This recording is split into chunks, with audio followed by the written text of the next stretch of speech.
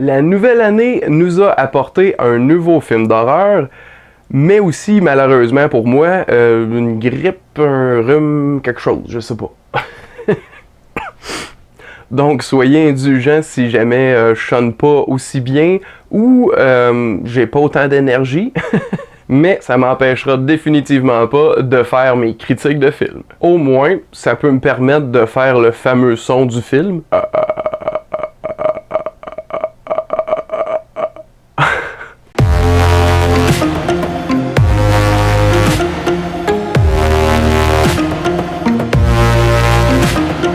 Bonjour et bienvenue à Chuck B Critique. Aujourd'hui, je donne mon avis sur le nouveau film d'horreur intitulé Rage meurtrière, version française de The Grudge.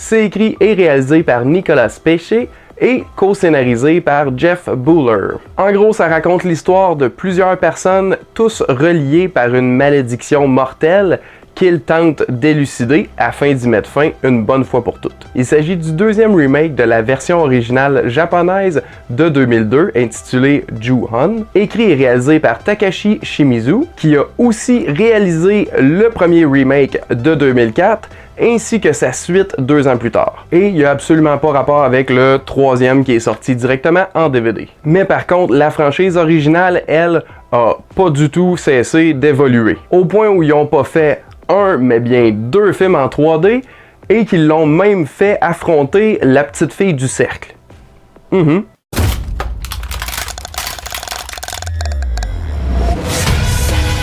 Sadako vs Kayako. Puis nous, tout ce qu'on a droit à, c'est juste un autre remake? Come on!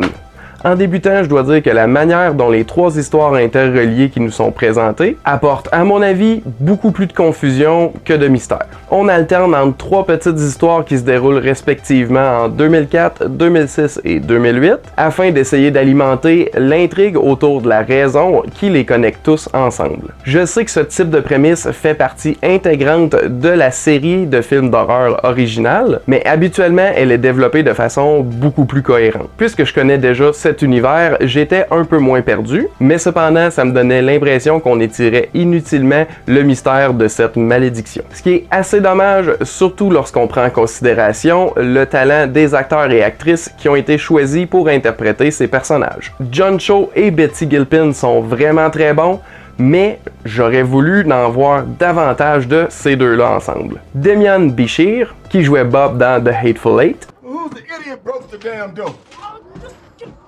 Just fucking hold it low. Órale, cabrón.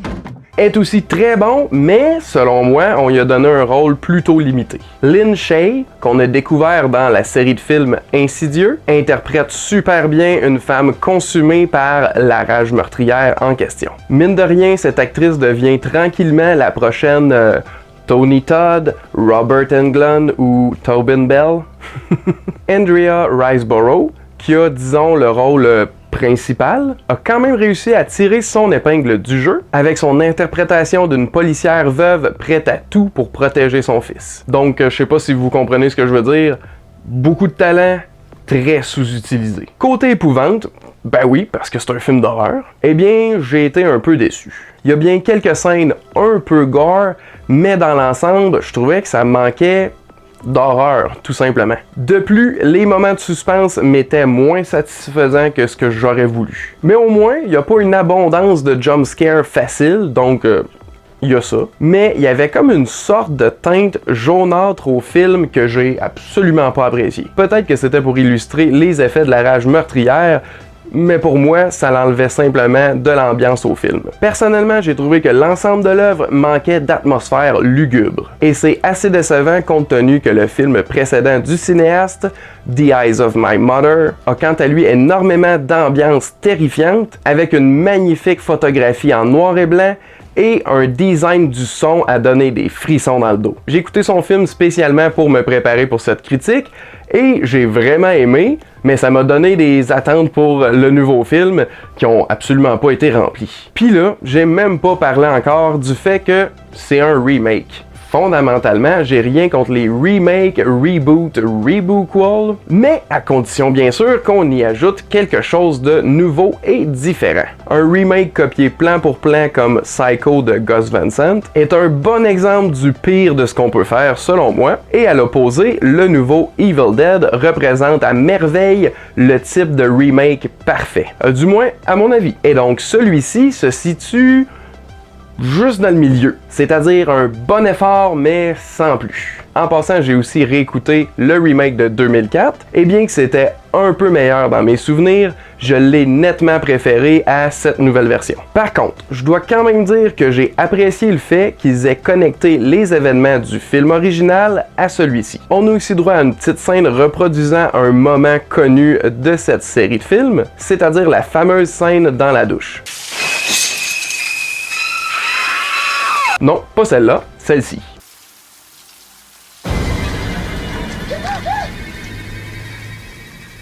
Mais au final, ça reste que j'ai été beaucoup plus déçu que satisfait par ce film d'horreur. C'est donc un remake juste correct que si vous êtes un fan de films d'horreur, je vous dirais même d'attendre en streaming pour le voir. Donc ma note pour Rage meurtrière, version française de The Grudge, version 2020, est de 2 gars qui connaissent rien sur 5, 2 sur 5. Avant de finir, j'aimerais savoir quel est votre remake préféré. J'aime énormément le nouveau Evil Dead comme je l'ai mentionné précédemment, mais j'ai aussi beaucoup aimé John Carpenter's The Thing, bien sûr, et The Fly de David Cronenberg. Et vous, quel est votre remake favori? Avez-vous vu la nouvelle Rage meurtrière? Qu'en pensez-vous? Répondez-moi dans les commentaires ci-dessous. Merci de vous abonner à la chaîne, ça nous encourage grandement et on apprécie beaucoup. Merci d'avoir écouté, à la prochaine!